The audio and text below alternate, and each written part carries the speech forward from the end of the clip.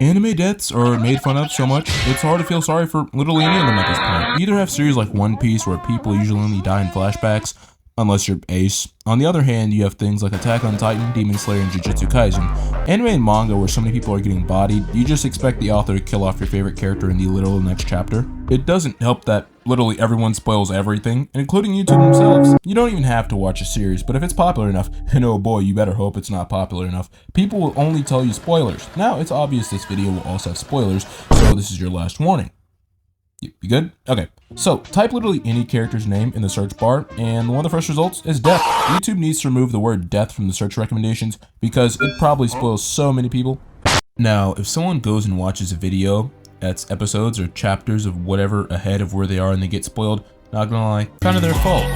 I also blame everyone's severe lack of attention span these days. People watch a few episodes of a series, then go watch an analysis video on it and get spoiled. And they'll be like, oh golly gee whiz, I didn't expect that. Expect every video about a topic to have minor or major spoilers unless stated otherwise. So you have to avoid videos, people, typing literally anything in the YouTube search bar, and social interaction altogether until you finish whatever you're reading or watching. Then, and only then, when you're finished or caught up if you're watching something like One Piece, you can brag about being up to date. And speaking of One Piece, people want to be so early, me included, that they will not even wait for the official release of a new chapter. No. They will leak raw scans, raw, rough pictures in Japanese to scratch that itch. One Piece fans are built different. Sometimes you don't even need that. One Piece fans will leak a summary of the chapter, literal words of what happens in that chapter. I have never, in all my days, seen such dedication to reading a manga or anything in my entire life.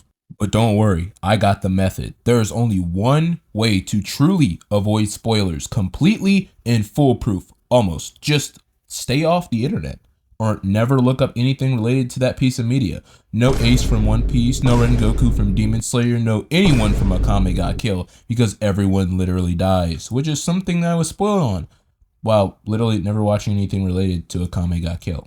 Sometimes you're just too young or born at the wrong time, and some series are just popular for certain deaths or suffering in general, like Tokyo Ghoul or Berserk, so not really much to spoil. I mean, sometimes you already know major plot points like Griffith and what he did to Guts, but you still read Berserk, or you know Ace dies and you still watch One Piece.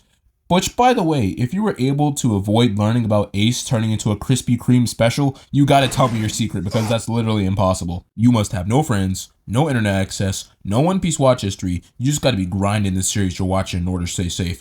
I'm just glad I never look up anything apart from my everyday activities on YouTube, and people don't share a lot of my interests, so if I find a series I can watch it spoiler free. Same with Toho. It's so ambiguous and weird. If you spoiled me on any Toho lore, I wouldn't even know I was spoiled because I wouldn't even know what you're talking about. But back to deaths, anime sometimes kills off so many characters so quickly, you can't really get attached to them. Or they kill off a character super late or at a good time, then the cast just starts dropping like the quality of Sword Art Online. Not that I had much to begin with, but at least I had an interesting premise. Which is kind of funny because if you're spoiled on most things in Sword Art Online, would it really matter?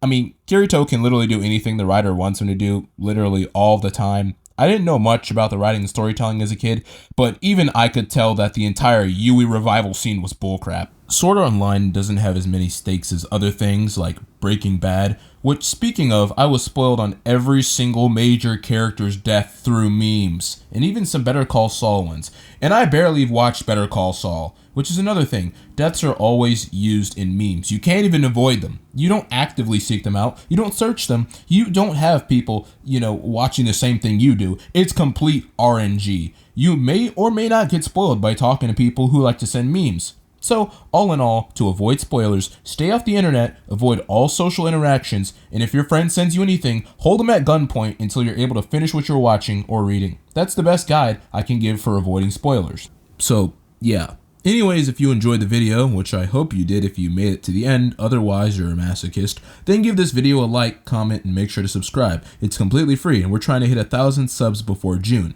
But that's all for today. See ya.